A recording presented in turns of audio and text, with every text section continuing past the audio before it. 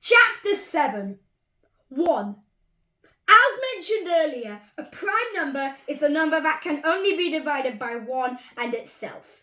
So the prime numbers are 2, 3, 5, 7, 11, 13, you know these numbers. So it sounds like 1 should be a prime number, right? After all, it fits the definition of the prime number. It's divided by, you can divide it by 1, and you can divide it by itself, which is 1. And historically, it was considered a prime number. So if you're thinking, it sounds like it should be, well, that's what they used to think. That's what mathematicians used to think as well. But in the end, they had to exclude him from the prime numbers. Oh, poor old 1. 1 is the loneliest number. The loneliest number you'll ever do. So he's excluded because of the fundamental theorem of arithmetic. Now it says that every positive whole number, or integer if you like, can be written as a unique product of primes. Look at this word, unique.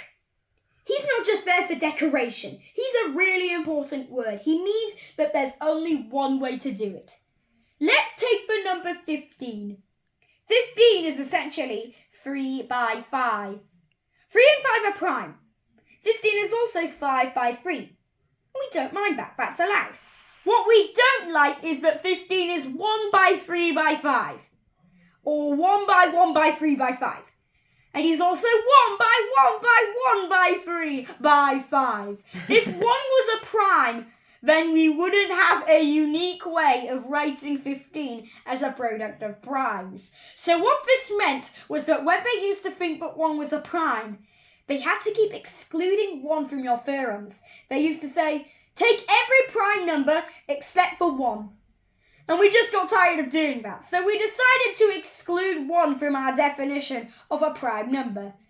It's a bit like saying, take this list, which is the list of all the prime numbers, and it doesn't have 1 in it. So 1 is not a prime number.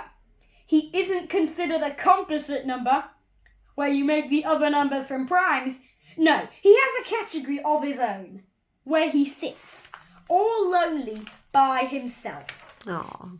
But why does this mean 1's not prime? Maybe it's just a stupid theorem. Maybe the theorem's no good. Why does the theorem beat number 1 out? Well, we have a choice to include 1 in that category if we want to. Away from 2, 3, 5, 7, 11, 13, blah, blah, blah. Looking at the fundamental theorem of arithmetic, doesn't that mean that 1 isn't a whole number? Because surely 1 can't be made as a unique product of primes. Well, I'll show you. I'll start with 16. 16 is a product of 4 primes. That's 2 times 2 times 2 times 2. 8 is a product of 3 primes. 4 is 2 primes.